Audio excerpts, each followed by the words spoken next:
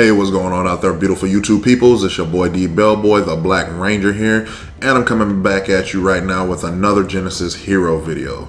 So, last time on the channel, we took a look at the hard-hitting, ring-fighting Celinda. She was classified as an assassin fighter, and boy, when I tell you her kit felt and looked really good, it looked and felt really good, especially if you're playing her in the jungle. She can just pop out, slow you down with her baton throw, flip in, hit you with a couple of basic attacks to proc her passive skill, which ends up slowing you down even more, and then she throws down the octagon on you to go all UFC on an unsuspecting victim. Like I said, really fun, really strong kit. Next up is nothing new, just asking you guys to like the video if you like it. It's not necessary if you do, because you know, you guys watching and talking with me here always makes it worth it.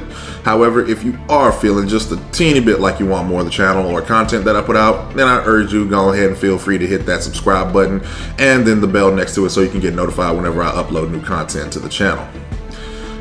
As of today, we are on hero number 23, which means we only have 4 more to go before we are done with this series. So, way to stick with it through me, guys. Thank you all. Thank you all. But as for today's hero, this guy is practically a genius. Quite literally all because he's got his own suit of armor. So, let's get ready to check out Sion. Alright, ladies and gentlemen, here we have Sion. They classify him as a tank and a mage. So let's go ahead and, like always, take a look at his lore and the background for him. The amphibian leader from the planet Aurora, Sion rides a powerful mech. What makes him a dangerous foe, however, is his superior intellect. For his background here, selling combat mech suits is an important revenue for ZPT, and those in charge of this trade is a group of amphibians from the planet Aurora. Their tech lead is Sion, and his story dates back almost decades ago. Back then, they were a primitive race and strangers to technology. They were captured as slaves on a regular basis by space pirates. Sion used to have a happy childhood until his parents were sold into servitude and he never saw them again. On a fateful day, 2 Titan-class spaceships crashed into Sion's ocean planet. Even though both ships were in shambles, their debris was still unimaginably valuable. Space pirates flooded the wreck site. Sion's people went as well, hoping to gain some piece of weapon to defend themselves with. Whether it was luck or fate, Sion came upon a technology matrix that's about to self-destruct. A beam shot from the matrix into Sion, making his tiny amphibian brain a new storage of information. Sion crafted himself a powerful mech suit and taught all his people how to build and ride battle machines. The ZPT sniffed out Sion and his ability to create revenue for them. Sion was asked to become a part of the Joint Alliance in exchange for a new habitable planet for his people. So yeah, he was essentially a little mini lizard, and then he got hit with a Jimmy Neutron brain blast. Got it. But you know, guys, we don't really care about the lore, because here on this channel, when it comes to heroes, all that matters is them skills that kills and help us pay the bills. That's what matters. So, starting off with his first skill, Vorpal Chakram. After charging his weapon for a second, Sion hurls it at an enemy target, damaging and stunning it. The enemy energy cost is 70, 80, 90, and 100 respectively. Also the same for the cooldown. It's 8 seconds, 7, 6, and 5 respectively. His second ability is called Slam Dunk. Sion smashes down at a target location, damaging enemies within range. The closer to the center, the closer they are to the center, they suffer greater damage. And the energy cost for that is a static 100, as well as the cooldown is 10 seconds, 9, 8, and 7 respectively. His third skill is actually a passive skill. It's called Dampening Pulse. Sion's basic attack will periodically unleash an energy wave, damaging and lowering enemy's hit chance. The cooldown for that is 8 seconds, 7, 6, and 5 respectively. And then lastly, his skill for his ultimate is called Sanguine Storm. Sion spins his blades in a circle, dealing full damage to targets within half range and 50% less damage to other targets within range. The energy cost for that is 100, 150, and 200 respectively, with a static cooldown of 60 seconds.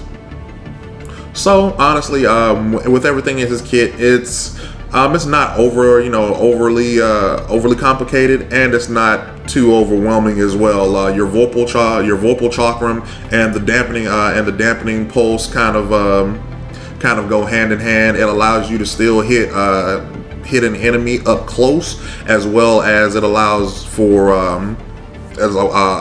range as well, because your basic attack, you wait for a couple of seconds, let the dampening pulse charge up. You can hit an enemy with the energy wave. Vorpal Chakram, as you can see, you actually throw that, so you've got some range on it, as well as you can still get close with the slam dunk to go ahead and as a movement skill to kind of get closer into your enemy, as well as your ultimate, which is the Sanguine Storm. Ooh, it's a tongue twister there. Along with that, you can go ahead, you can get your spin to win on with that one, and as long as they're pretty much about halfway into if you look at the image, there's like a blue area there.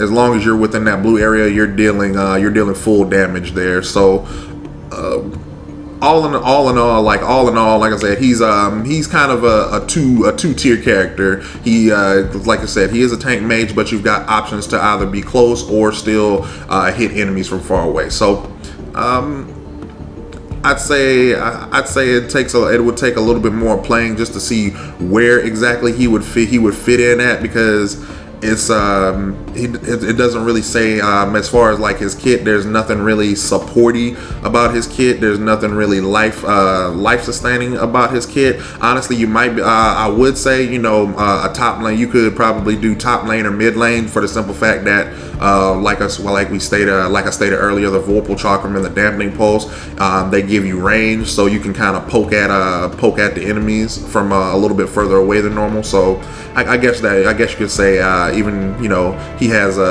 since he is a tank mage, you can still play the kind of the range game at him and get in when necessary. So next up is standard loadout that they recommend for him. So first item that you want to take is Atomic Stompers. They cost 4,050 gold, give plus 80 movement speed, plus 150 health, plus 300 energy, plus 6 health regen, and plus 2 energy regen. With the active skill, Hero's Generosity. It restores allies' health by 250 and energy by 135 in a 700 radius around the wearer. After being restored to max health, any additional regen is applied as a shield with a duration of 15 seconds. And the passive aura on it is Regeneration. Increase the health regen of friendly units by 3 in a 700 radius around the wearer. The second item you want to take, Helm of Hades. It costs 5,500 gold, gives plus 60 energy damage, plus 20% cooldown reduction with the passive Curse. Abilities deal additional energy damage equivalent to 7% of the target's current health. Has a cooldown of 2.5 seconds when multiple abilities are used against a single target. The additional damage is capped at 350. Third item, Scepter of Zeus.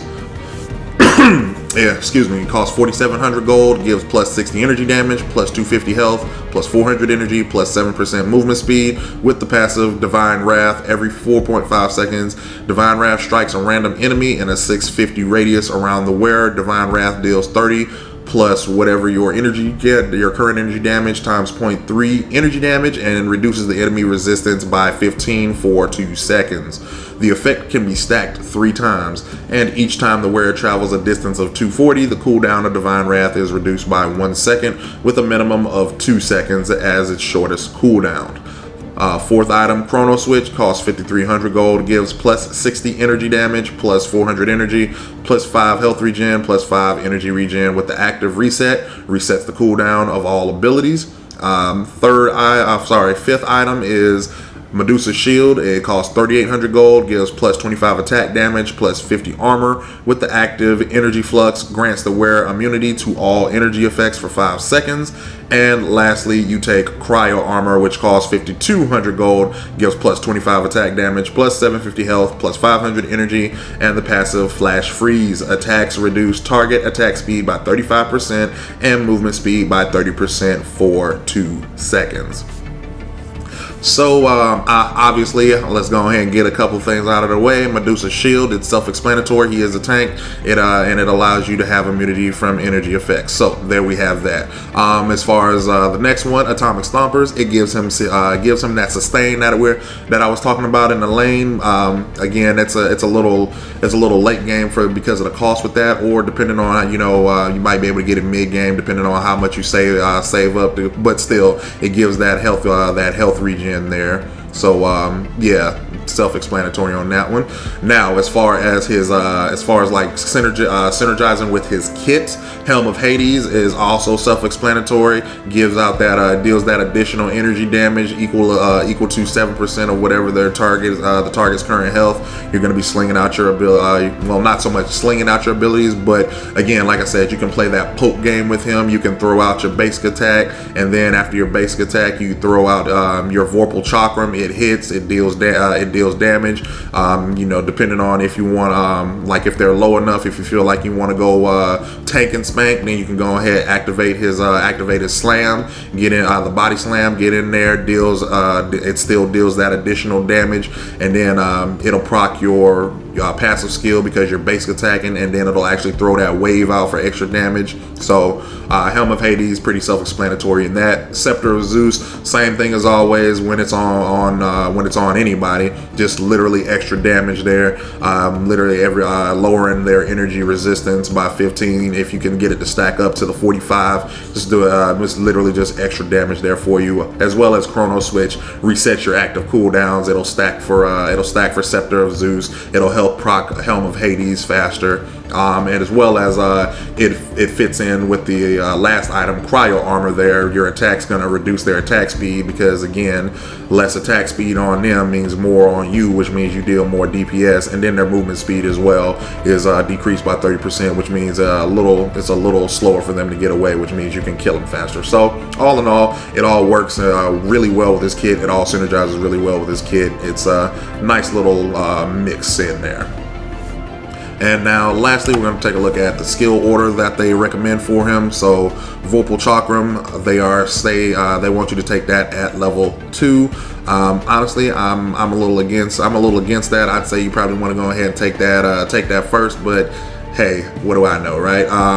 But yeah, they say to take it at level 2. You're going to level that up respectively because that's going to be your main damage dealer. Like I said, your Dampening Pulse and your Vorpal Chakram, those are going to be your poke tools. So definitely you want to go ahead and max those out when you can. But more so Vorpal Chakram, you're going to take it at level 4, 5, and 7.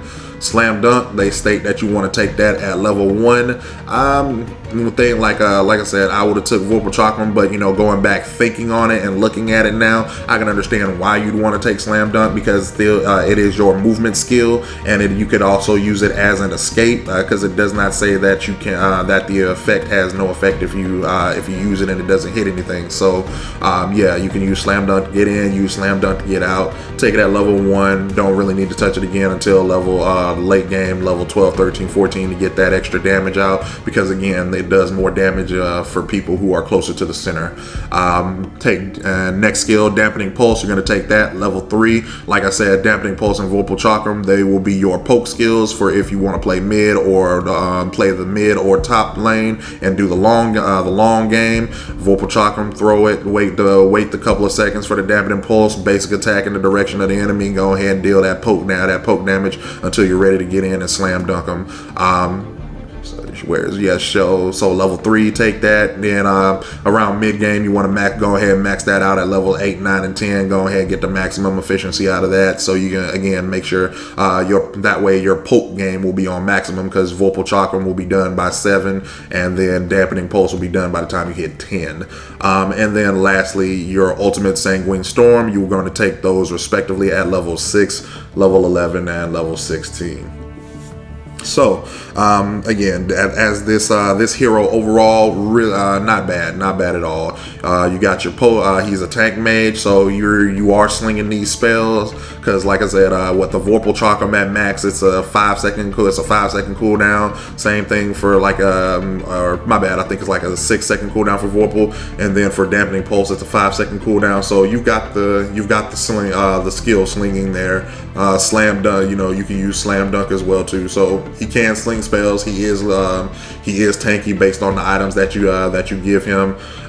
Based on the the suggested loadout that they gave him, it works really well. So your abilities can deal damage, and you'll be tanky enough to get in and activate your ulti without actually dying. So overall, all in all, really nice hero. Can't wait to kind of do a little bit more testing with him as well to kind of see what the maximum range of stuff that he can do, because as of right now, everything in his kit to me states poke monster and then get in and deal damage to finish off the enemy. But that's going to do it for this vid, guys. If you like the video, like I said, go ahead, thumbs up. If you don't, you don't have to. I'm more than happy with you guys just watching and talking to me in the comments there, because constructive criticism or just shooting the breeze is always helpful there. And if you do want to subscribe to the channel, go ahead and make sure you hit the subscribe button as well as the bell so you can get notified whenever I upload new content on the channel. And like that, guys, I'm gone. And remember, we're always good like grandma's cookies.